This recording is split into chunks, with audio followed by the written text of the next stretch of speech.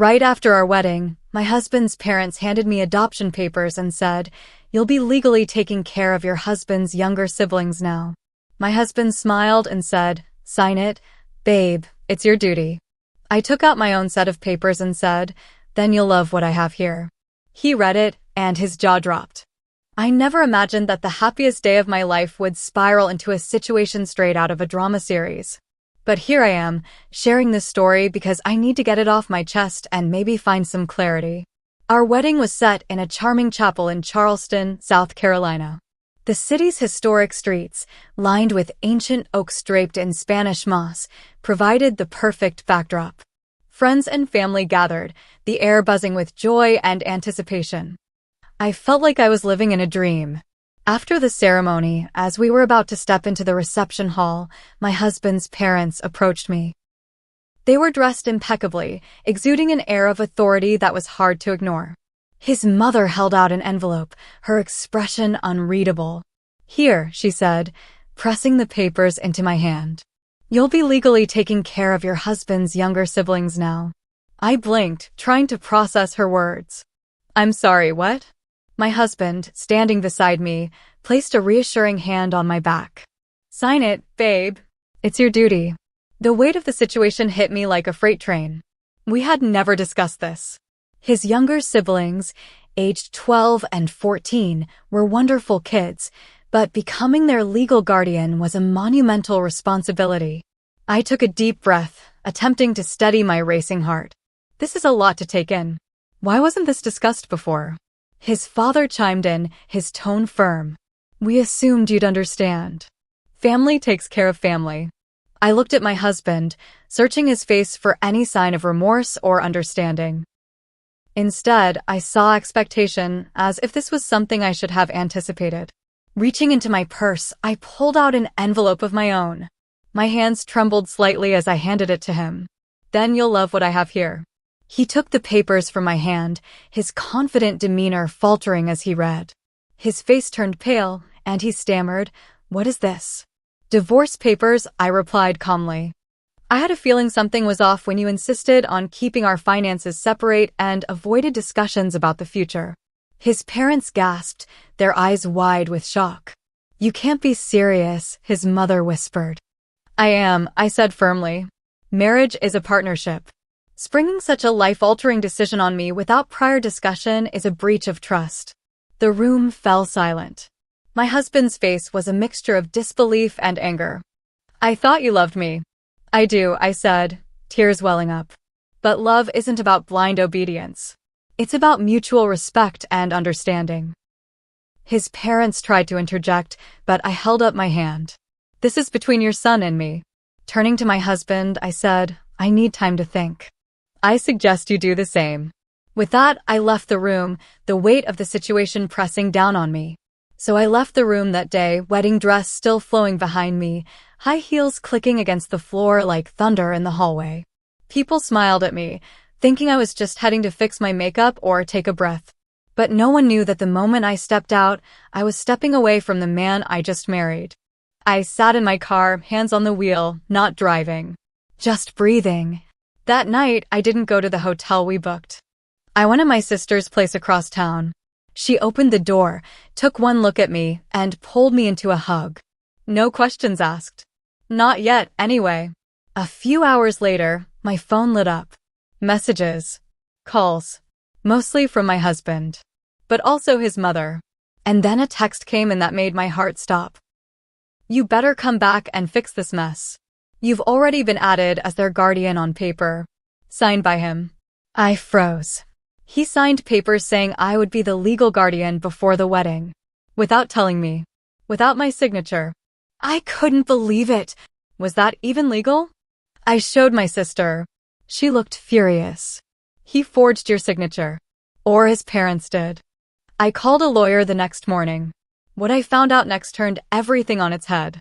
Apparently, there were documents filed with my name. With a signature. My signature. Only I never signed anything. Not even close. It wasn't just one document. It was multiple. My lawyer said we'd have to file immediately for fraud. But here's the part that knocked the air out of me. My husband had planned this months before the wedding. They'd been preparing the transfer of guardianship behind my back, lining up everything legally so the moment we were married, it would go into effect. Why? Because his parents were planning to leave the country for spiritual healing. For a year. Yeah, a year. They wanted to dump full responsibility of 2 kids on me without warning, without discussion, and just vanish. Start their healing journey in some mountains overseas while I picked up their mess. And the sickest part? They thought I wouldn't fight it. That I'd just be honored to take care of my husband's siblings. Like I was a built-in babysitter they didn't need to pay. He kept trying to call me. Then he started showing up at my sister's house. I refused to talk to him. But on day 3, he left a note. He wrote, "We can still work this out. You're making it bigger than it needs to be. The kids need you. Don't abandon them." That's when I realized something else. This was never about love. He married me because I was responsible. I had a stable job. No baggage. No drama. The kind of woman you could build a future with. Which really meant carry the weight while he followed his family's plan. He didn't want a partner. He wanted a replacement parent for his siblings. By day 5, his parents had already packed up and left the country. No goodbye. No apology. Just gone. Now social services were involved. I got a letter requesting a home visit to my apartment because I was listed as guardian on file. And here's where things took another sharp turn. If I didn't act fast, the court might assume I had accepted the guardianship since no legal objection was filed yet. They were trying to trap me. So now I'm sitting here, 1 week after the wedding that turned into a trap, with a lawyer preparing fraud documents and a possible court battle over children who have no idea what's really going on. And I still haven't spoken to my husband. He keeps texting. He keeps begging. But I see it now, clear as day, he never saw me as his partner. He saw me as a plan. And now, I have a new plan of my own. A few days later, I was in my lawyer's office, exhausted, drinking cold coffee while she flipped through the fake documents that listed me as guardian. She looked up and said, "There's something else." I stared at her, bracing myself. "They used your name to file for benefits." My stomach dropped. "What do you mean benefits?" She turned her screen toward me. "Your new husband and his parents applied for state financial aid under your name. Since you're officially the guardian, the application qualifies. It was approved 2 weeks ago. Funds were already dispersed." I couldn't breathe. I had just married this man, and he was already using my name to collect money from the government, behind my back. Turns out, it wasn't just about dumping the kids on me. It was about setting up a new system where I took all the legal responsibility while they quietly cashed in.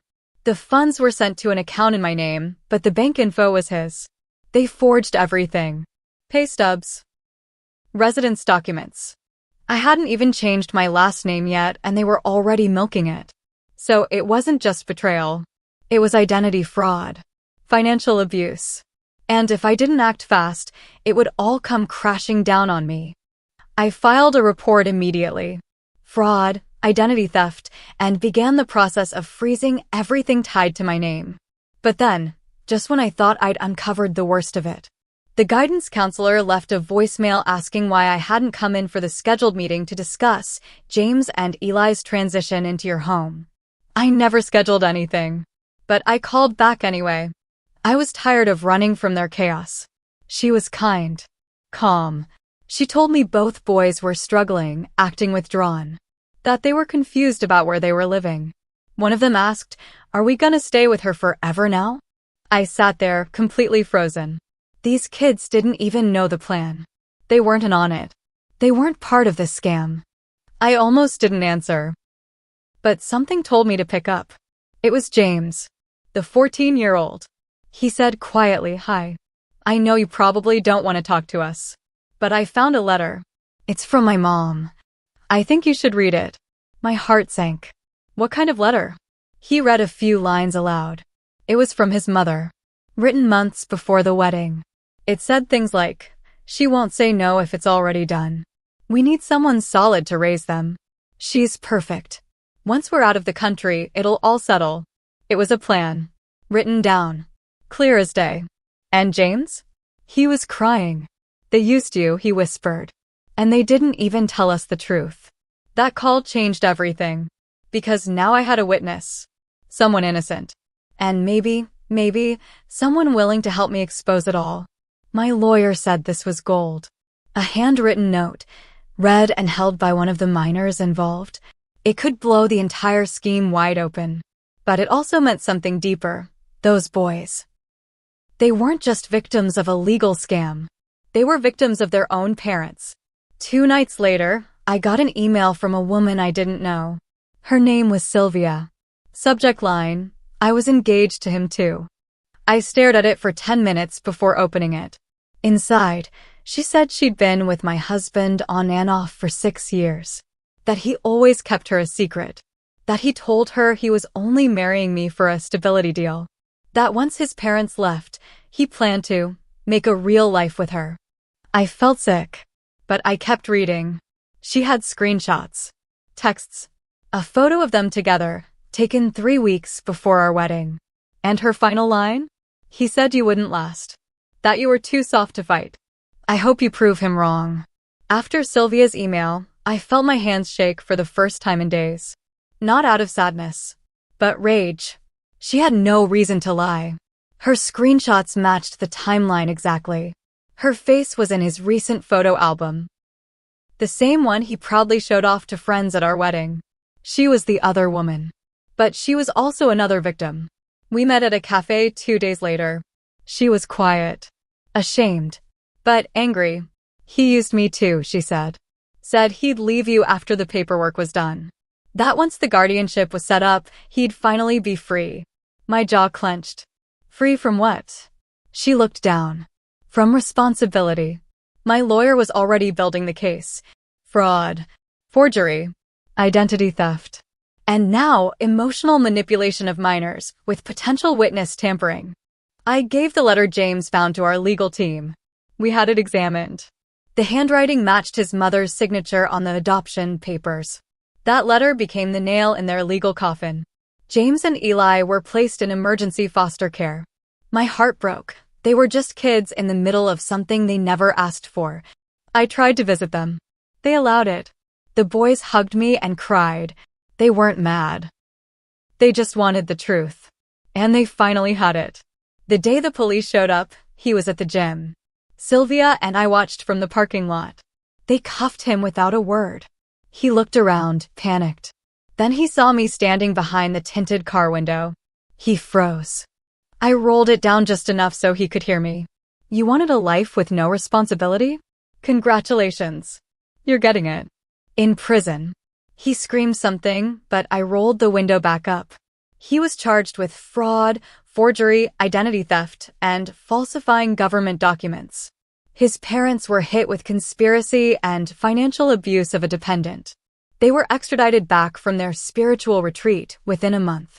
Turns out, spiritual healing doesn't protect you from the FBI. I almost didn't go through with the divorce. There was a part of me that still wondered if I had missed something. If I should have known better. If maybe I wanted the fairy tale so badly I ignored the missing pieces. But then I remembered something. They all saw me as the fix. Not a wife. Not a woman. Just a convenient placeholder to clean up their mess. So I signed the divorce papers with a steady hand and a clean heart. At the final court hearing, James asked if he could say something. The judge allowed it.